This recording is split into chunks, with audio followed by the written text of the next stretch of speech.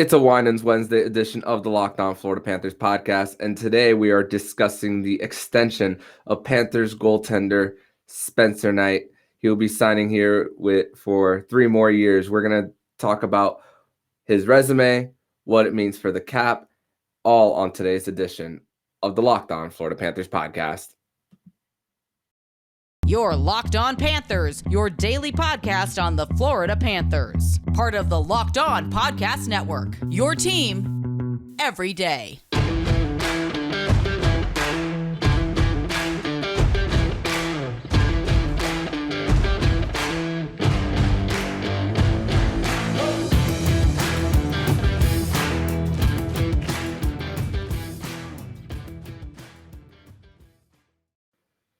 And welcome into this Wednesday, September 28th edition of the Locked On Florida Panthers podcast, part of the Locked On Podcast Network. We're your team every day. Thank you for making the Locked On Florida Panthers podcast your first listen of the day. I'm Armando Velez, and you can follow me on Twitter at MonoMan12. Follow the show account on Twitter at LO_FLA Panthers. Don't forget to also subscribe to Locked On Fantasy Hockey with Flip Livingstone and Steel Roden and Locked On NHL, where they'll be covering all the preseason activities around the National Hockey League. So, Panther fans, we were a little bit caught by surprise yesterday, at least I was, when the Florida Panthers, when we were talking about really the future of goaltending for the Florida Panthers, we knew that an extension was going to get done. We knew that the Panthers, come next year, were going to have the most expensive goalie tandem in the NHL. That was expected. What wasn't expected was the timing, and of course the AAV for Spencer Knight signing an extension for the Florida Panthers. It is a 3-year extension worth $4.5 million AAV for the next 3 years, starting next year. So great that Bill Zito is getting this out of the way now. So great that, and now next offseason we could worry about different things. But let me bring in my guest onto the show, Jacob Winans, on this Winans Wednesday edition of Locked On Panthers. Jacob, how are you doing, man? Doing pretty well, given the circumstances that we're being dealt with this hurricane. I hope everybody out there is staying safe. And everyone's prepared, and we'll get through this in the next couple of days. But yeah, the news yesterday about Spencer Knight was definitely caught everybody off guard a little bit. I don't think anyone even really knew they had been negotiating this extension. So for it to come through with a 3-year deal and the relatively high AAV for that, it opened some eyes. But I think it's a well calculated risk. And we'll definitely get into a little bit more about why the AAV is not too bad. But yeah, I mean, Spencer Knight has what he's done at such a young age in the net is kind of unprecedented. So you have to compensate him for that, and definitely makes things interesting in the Panthers goalie crease the next couple of years, because that's a lot of money committed to 2 guys, and we'll see just how committed they are to number 72. Mm-hmm. And let's talk about Spencer's resume, about coming up with the USA hockey development program, going to BC, winning a gold medal in World Juniors, then eventually coming to the Panthers. It was late April where he gets his first start, only gives up one goal, which was on the power play to Columbus in his NHL debut with the Panthers. And then we really saw what kind of ceiling this guy has when he's on his game, even at 20 years old at the time. 19 going on 20. And just incredible that even though the Panthers were down in the series against Tampa at that time, 3-2, and getting that one win, there seemed to be a glimmer of hope for the Panthers at that time, and also a little bit of confidence of what the goaltending for the Panthers is going to look like, regardless of how Sergei Bobrovsky performed. But with Sergei Bobrovsky performing well and Spencer Knight, well, at least in this last season for Sergei Bobrovsky, and then Spencer Knight still having a little bit of time to develop, you feel good about the performance of this tandem and what they could be, at least if Sergei Bobrovsky continues that, and of course if the trajectory of Spencer Knight continues. Exactly. The Panthers in the last several years really have been fortunate with the situation they've had in net. We can go back to Sergei Bobrovsky, Chris Drieger. It's a really good tandem, and it allowed Spencer Knight to break into the NHL at a more reasonable pace for what was expected. He didn't have to come in and be a savior in net when we had Bobrovsky and Chris Drieger. Now it's a situation where we have Bob, we have Spencer Knight. Bob really rebounded and performed well last year, which took a lot of the pressure off of Spencer Knight to have to be the guy. I know after the playoffs 2 years ago, we were thinking, Spencer Knight might have to come in and be the number one in this crease. It didn't happen that way. And the Panthers are really fortunate that Bob was able to kind of resurrect his career last year. So, again, this season should not be a year where everything and all the weight of the goalie crease is on Spencer Knight's shoulders. It can still be a development year, even though he does have this contract locked in, kicking in after this season. We're just looking for just a steady progression. He doesn't have to all of a sudden become a $4.5 million goalie. He can progress at the same pace that he's been progressing at, and there's no rush. So a lot of credit has to go to the Panthers and their goaltending excellence department. It goes beyond just Bob and Knight right now. You've got guys like Matt Guzda who've been impressive. We've got goalies developing in Russia, a goalie developing in the U.S. national team program. The Panthers are doing a really, really excellent job of building that goalie pipeline, and Spencer Knight just seems to be the first product of it as far as getting locked in with some term and some a reasonable AAV for what we can expect in net, definitely. Reasonable AAV, you said. And for as far as him personally, we're going to talk about the Panthers cap in a whole in segment number 2. But after seeing what Jake Ottinger got after playing more games than Spencer Knight last season, I don't know if you stayed up to watch Game 7 of Calgary-Dallas. Oh, yeah. Jake Ottinger was incredible, and he pretty much carried the Dallas Stars on his back, and really outside of the top line for Dallas, really there was no scoring opportunities for Dallas on Jacob Markstrom, former Florida Panthers goalie. But I didn't think that it was going to be 4.5 million. I don't think any of us really thought that. And I'm just looking at the amount of games Spencer Knight has played in his career. 36 games played, 274 GAA, 909 save percentage. But two things can be true at the same time. Is that Spencer Knight is still unproven as a goalie, but that we can, and another thing is that you are taking care of your biggest priority as far as RFA next off season, and that with Spencer and his development on as far as the trajectory that you are forecasting and seeing, okay, we see the direction that we like from this guy. Let's do it now. And also in game 1 of the preseason, 19 of 20 through 30 minutes of play, when the Panthers spend most of the time in their own zone, I think part of me thinks that kind of triggered it, but they also had some confidence even prior to that. I agree. So when we look at this contract, we have to consider that this is not a short-sighted move at all. This is not a contract that's being given for current performance. It's being given for future performance. That's important to remember, because this is Zito investing in a player that he fully expects to outlive the contract total that he's getting. He expects Spencer Knight to take off and become a legitimate number one goalie. And if you have a real number one goalie who can win you playoff games at 4.5 million AAV, now it looks like a steal.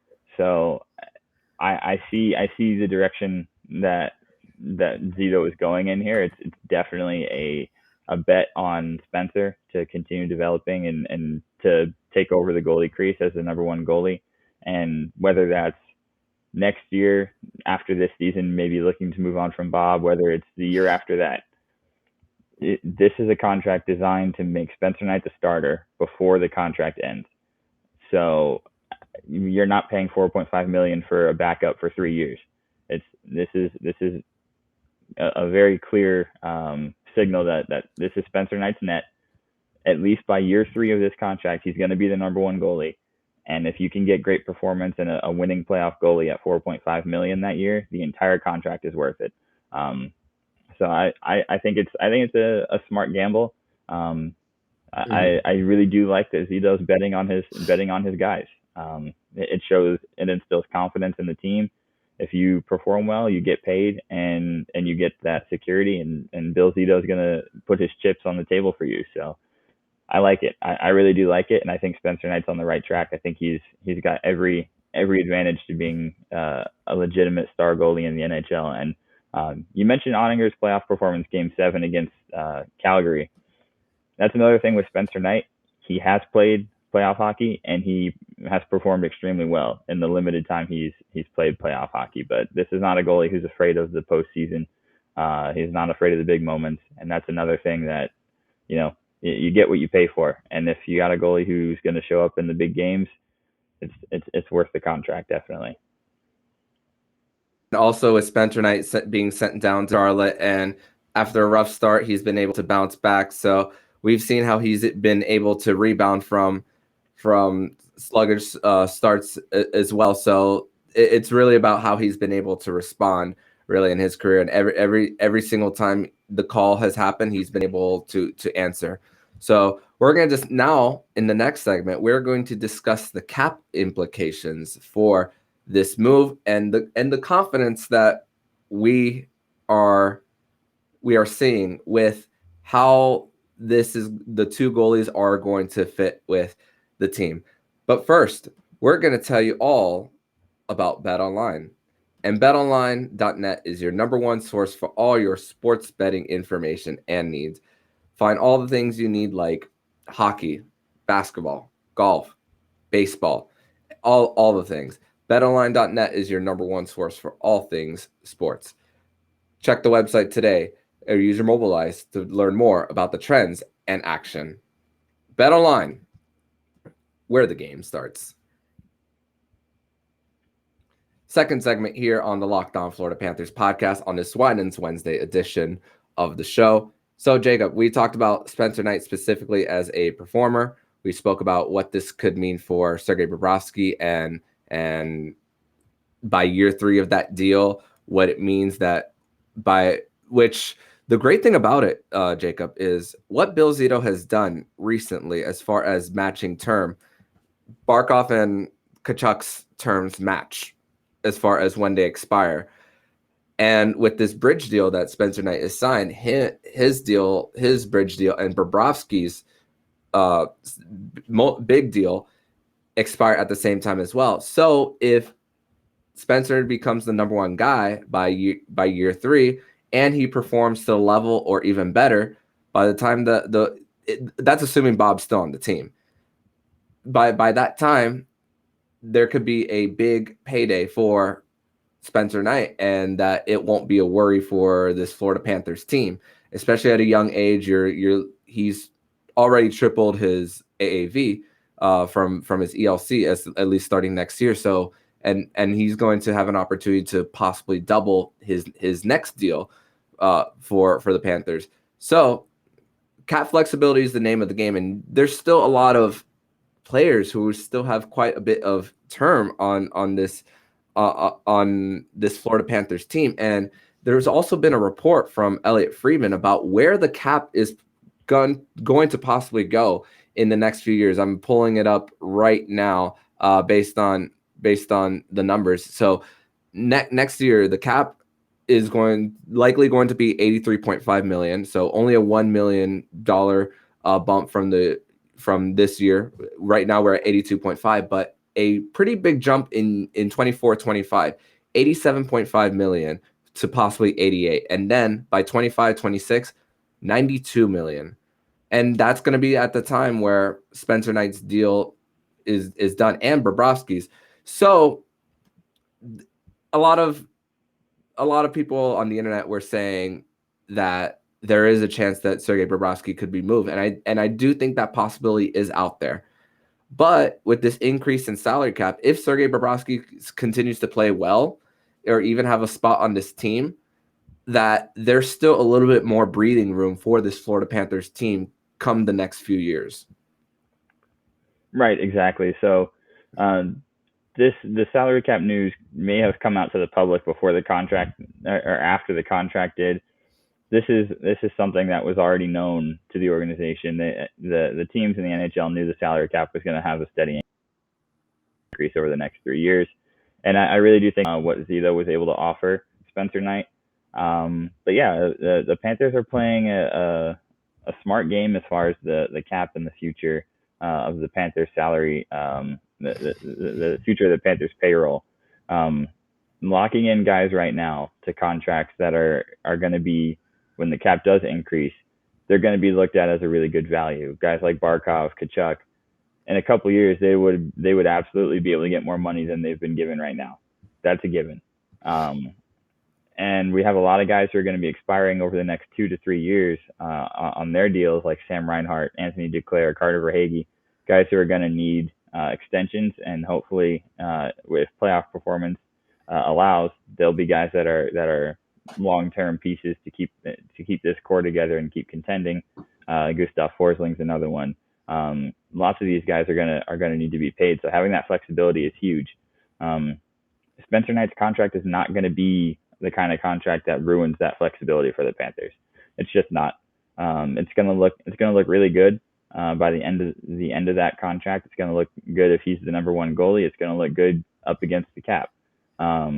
It's a solid gamble. If Bobrovsky is still on the team at that time, which gut feeling tells me he probably won't be, but if he is, it's not going to be the end of the world. I mean, $15 million is a lot to pay for a goalie tandem, but it's not going to be a back-breaking contract for the Panthers, given that the cap is going to increase. Another thing to think about when we talk about the cap implications, the cap rising makes it more likely that Bobrovsky is a movable asset in a trade as well, especially if you're talking about salary retention. If teams have more money to spend, a higher cap, bringing in a Bobrovsky through a trade along with some other assets, it doesn't completely kill the team that takes on his contract. So if you can retain some salary, he's not necessarily a negative asset when the cap is higher. So I really, and all this talk about Bobrovsky and moving him, and he may not be a Panther after the next couple of years. It's not a knock on him at all and his performance. Yes, it's more just the issues that come with having that high of a salary. It's just naturally such a large salary that it's going to be difficult to move, or it's going to be looked at as a negative, because it's really, unless you're Andrei Vasilevsky, it's impossible to play up to that AAV. There's just no way. So it's nothing against him, but I think with cap flexibility that's coming, I think Bobrovsky is a movable piece, and I think Spencer Knight's contract looks a lot better than it does right now as it's signed. And let's think about this too. I looked up when the full no move clause becomes a modified no trade clause for Bobrovsky's contract, and it starts in free agency in 2024. So July 1st, 2024, Sergei Bobrovsky has to turn in a 16-team no trade list by that time. So from now until then, any trade that the Florida Panthers make, Sergei Bobrovsky has to sign off on that trade with his no move clause. After that, you could trade him to half the teams in the NHL. But of course, those teams are not revealed as far as his no trade list. We won't know that unless there's a trade. We saw that with the Evgeny Dadonov trade to Vegas that ended up not happening. And with that, there's a 0% chance that the Florida Panthers retain $0 in salary. I'm not even going to entertain that. But you're right, Jacob, as far as how much retained salary, because the last thing you want, especially right now, this second right now, is to buy out his contract. You do not want to buy out Sergei Bobrovsky's contract right now. The closer you get to the end, maybe the better, but you only use that as like a last resort. And with the cap rising, the chances of a buyout for me, I'm saying is less likely for Bobrovsky. I agree with the cap rising. I don't see a buyout happening as much as I would have said that a couple weeks ago. Maybe we've been looking at this contract as, this is potentially a buyout towards the end of it. With the cap rising, I don't think it happens, and I don't think it'll be quite as necessary. Bobrovsky can still play. This is not a guy who's replacement level, like backup goalie at this point in his career. He's still a quality starter. So trading him with salary retained is increasingly likely towards the end of this contract, because at the end of the day, he's still going to be a serviceable starter. He's still going to be in the top half of the NHL as far as starting goalies. There's going to be a team that has a little bit of money to spend, that doesn't want to throw it at a free agent and have to give term. They would rather spend, say, $5-6 million on Bobrovsky as their starter for the final 2 or 1 year of his contract. And I think that's where you're going to find value in a trade partner. I think you retain $2, $3, $4 million of that contract for the final 2 years. It doesn't kill your cap because the cap has gone up. You reduce your goalie payroll by about half, maybe even more than half. If the math adds up there, somewhere around half of your goalie payroll would be slashed. And I think it's a good value if you're the Panthers and someone taking on that contract. You avoid having to give a veteran goalie term in free agency. You get a serviceable starter, and now we're not talking buyout so much. We're talking trade with salary retained, and retaining salary does not kill you when the cap is rising. So I think this sets the Panthers up really nicely for the future, and Bill Zito has done a really good job of making smart, not long-term, less short-sighted moves as far as how he's spending the Panther salary cap space.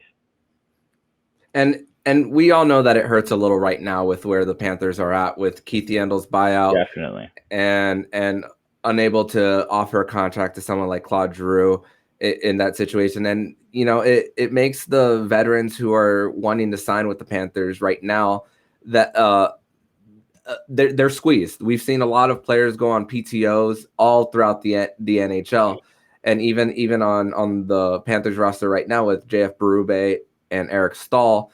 It's also a great news for those guys around each roster throughout the NHL that they have more security in trying to get an active roster spot as well. And that's what of course, I don't want to say we're coming out of a pandemic, because we're still very much there.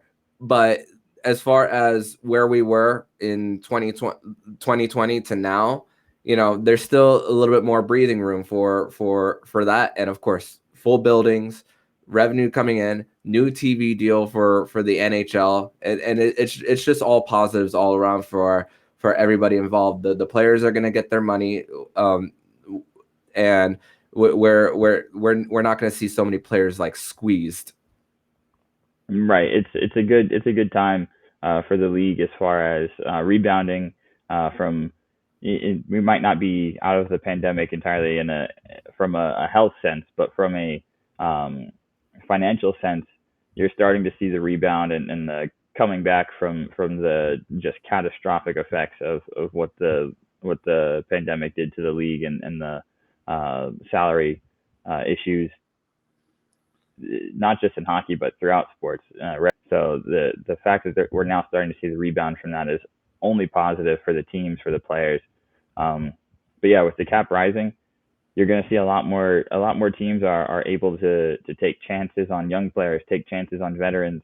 Guys aren't going to be scrapping for PTO spots as much, because they can secure a 1-year deal, and it's not going to be life or death to the team signing them, because they're not going to be right up against the cap where they can't afford those last couple $100,000 to give to a veteran. So it's definitely a positive time for the NHL, and it'll be interesting to watch how this plays out, because this is a little bit more of a gradual increase versus like the NBA, for example, a few years ago when the salary shot up literally overnight. And teams were throwing just massive amounts of money at like fringe players and role players. It's not going to be like that. It's a little bit more of a gradual increase over a couple of years, but it's definitely trending in the right direction. And these are big jumps compared to what the NHL usually sees, especially coming out of a flat cap. Mm-hmm. Yeah, and that's what makes the value of Spencer Knight's contract. That's going to look real good for the Panthers, and Bill Zito just betting on his guy, and like we said, veterans not being squeezed, and having opportunities to be more secure on teams. That's for sure. But in the third and final segment, we are going to discuss Jacob's thoughts on the doubleheader between the Predators and Panthers on Monday, and what to anticipate in what's hopefully Thursday's matchup against the Carolina Hurricanes at FLA Live Arena. We're going to discuss that next here on the Locked On Florida Panthers podcast. Your Locked On Panthers, your daily podcast on the Florida Panthers. Part of the Locked On Podcast Network, your team every day.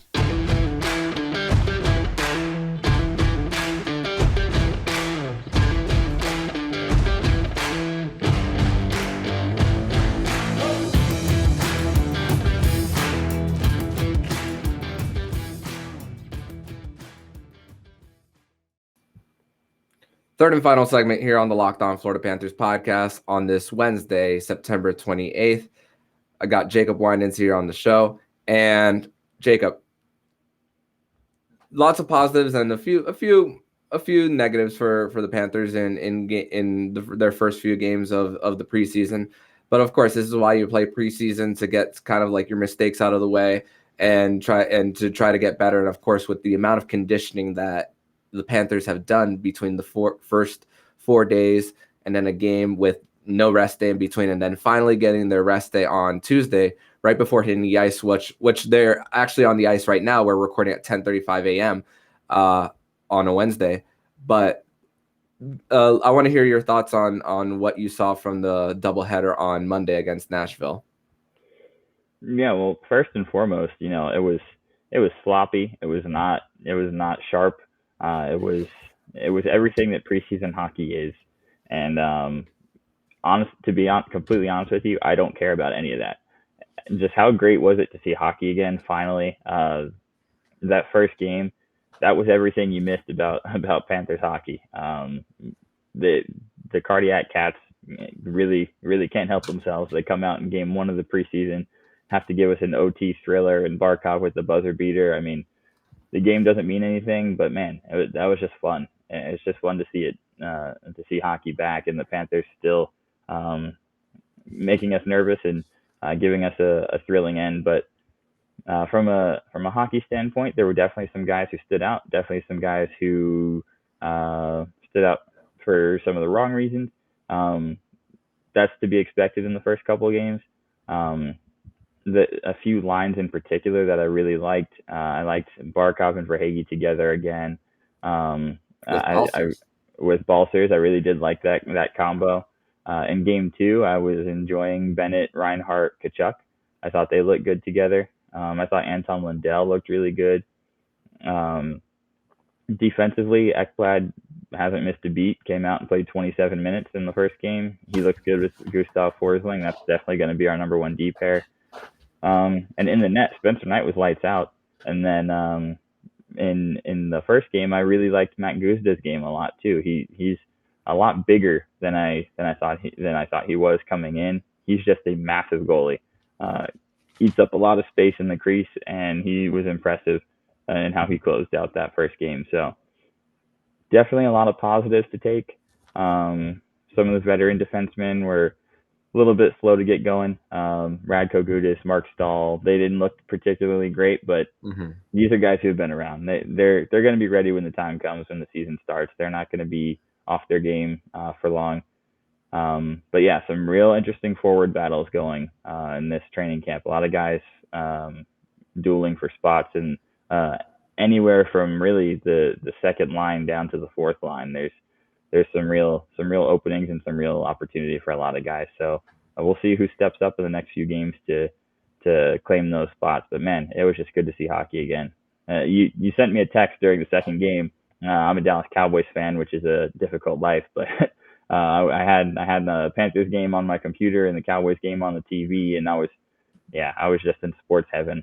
So it was it was a good time.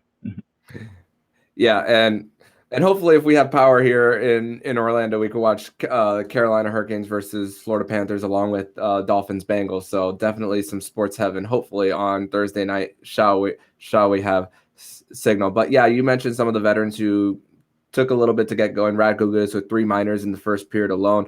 Mark Stahl with a turnover in their own zone that led to a Philippe Forsberg goal. So a little bit of things to clean up as far as that for the Panthers. But the Panthers did make a few cuts on their training camp roster, sending 6 players to back to their junior hockey squad. Merrick Allshire has been sent back to Portland Winterhawks. Evan Niles has been sent back to the QMJHL. Brady Hache sent back to Kingston. Josh Davies sent back to Swift Current. Liam Arnsby back to North Bay. Sandis Vilmanis back to his junior team in Sweden. So there's going to be a next round of cuts for the Panthers, obviously, and of course, the way the Panthers performed last season in their preseason game against Dallas, where it was mostly the young guys playing versus the Dallas Stars veterans, they look good doing so. But of course, speed as far as preseason is a little different than what you see in the regular season as far as like trying not to get hurt as well, but still very encouraging for what we saw from the young group last year. For this game on Thursday, we don't know what the lineups are going to look like. I have no idea what they're going to look like, but what should we expect, Jacob? I'm expecting maybe Barkov, Reinhart, Verhaeghe resting, maybe Kachuk, Bennett, and seeing more of those young guys making a lasting impression before they make even more cuts throughout the weekend. Yeah, so we're definitely following a kind of typical path for how training camp is supposed to go. Usually those first couple of games, you get the young guys, the junior guys a taste, but it's not a knock on them that they're being cut.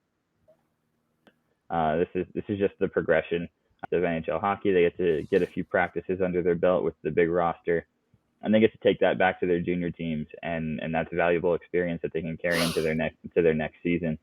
Now this next game, I think, yeah, like you said, the veterans have gotten their feet wet.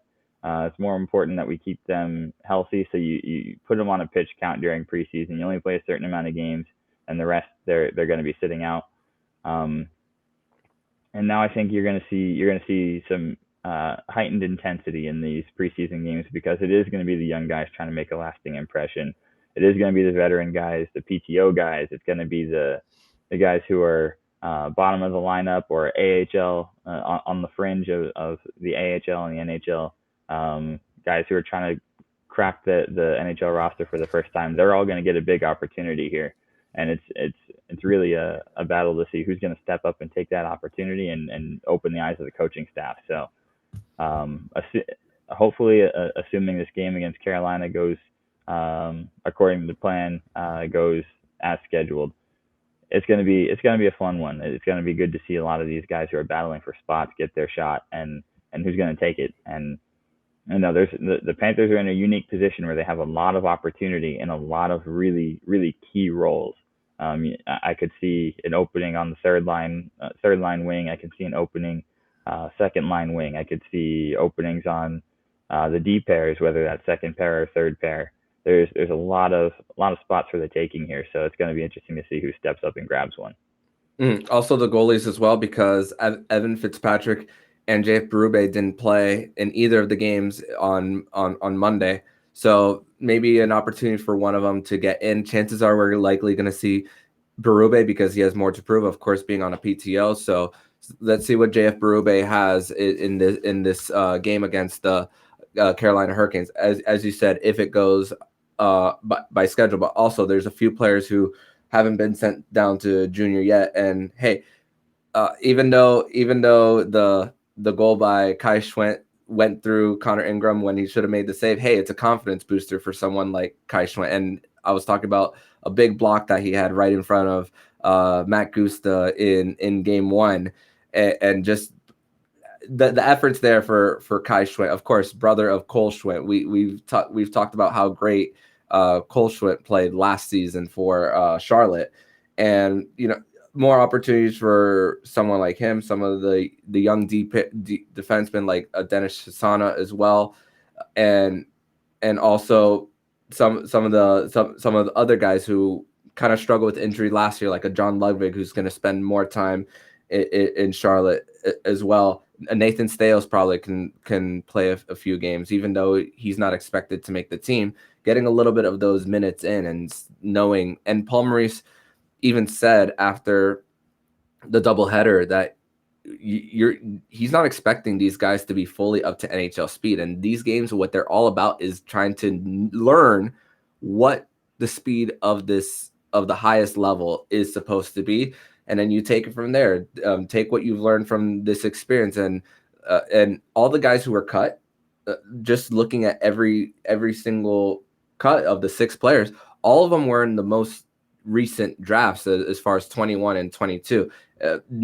So a little bit of seasoning for these guys left for the Panthers, but we're going to see these guys again. We're talking about how they look now. And it's good to go year by year and saying, okay, what did they learn from their time going back to when we see them again come next year? Yeah, exactly. That's really what you're looking for in these training camps, is to find that progression, especially in the younger players. Like you compare their performance from last year to what they've added to their games coming into this season. Where have they improved? A lot of their improvement in the offseason is physical. So guys who are young, early 20s, even the teenagers, do they come back the next year with added weight? Do they come back in better shape physically, put on more muscle? They're ready to play in the NHL size-wise. It's things like that you really have your eye out for. But yeah, preseason is really it's really a proving ground for honestly every player in the NHL. Has to go through the kind of the gauntlet of preseason hockey, where this is where you have to prove yourself at some point. Even the highest draft picks have to play preseason hockey to cement their spots, and it's definitely exciting to watch. These are guys who we get so invested in over a year by year basis, and it becomes not everyone gets to watch AHL hockey. So for a lot of these guys, this is the only time we see them play until they make the NHL roster. So we're like, oh, this guy was good last year. What does he have this year? What is he going to make the NHL roster? Is he going to be first in line for a call up? A lot of these guys are playing just to put themselves on the radar. They're not going to make the NHL roster, but they want the coaching staff to know, like, hey, if we have an injury, the injury bug comes and you need to make a call up, I want to be first in line. So that's really what this is all about, and it's really exciting to watch these kind of things unfold. And I'm excited to see that, and hopefully we'll have a game on Thursday that we'll get to see these guys and show and prove to the coaching staff and leave an impression for when they do go back to either Charlotte or back to their junior clubs. But Jacob, I want to say thank you once again for joining on this Winans Wednesday edition of the Locked On Florida Panthers podcast. Despite the circumstances in our environment right now with nature, thank you so much for making the time to come on, and I hope you stay safe as well. Tell everybody where they can find you online. Absolutely. You guys can follow me on Twitter at Jacob Winans8. I will definitely be active there with the hockey season starting. And yeah, I just want to reiterate to everybody listening and watching, please be safe today. Don't do anything risky or dangerous. Obviously, most of us are all Floridians and we know the drill, but just take it seriously and hopefully enjoy some downtime, but do it safely. So best wishes to everybody out there for dealing with this hurricane. And same to you, Armando. Thanks for having me on, and definitely you stay safe for sure. Thank you so much, Jacob, and I'll see you next week. Sounds good. And if you like what you're hearing, please subscribe to the podcast so you'll be notified every single time the Locked On Florida Panthers podcast jumps into your podcast feed. Make sure to subscribe to Locked On Fantasy Hockey with Flip Livingstone and Steele Roden, where they'll be covering all the preseason activities around the National Hockey League. Thank you for making the Locked On Florida Panthers podcast your first listen of the day. And for your second listen of the day, make sure to listen to today's episode of Locked On NHL. Locked On experts give you a daily 30-minute podcast on all things NHL, Monday through Friday. Locked On NHL, your daily 30-minute NHL podcast. So I'm Armando Velez with Jacob Winans. And you've been listening to the Locked On Florida Panthers podcast, part of the Locked On Podcast Network, where it's your team every day.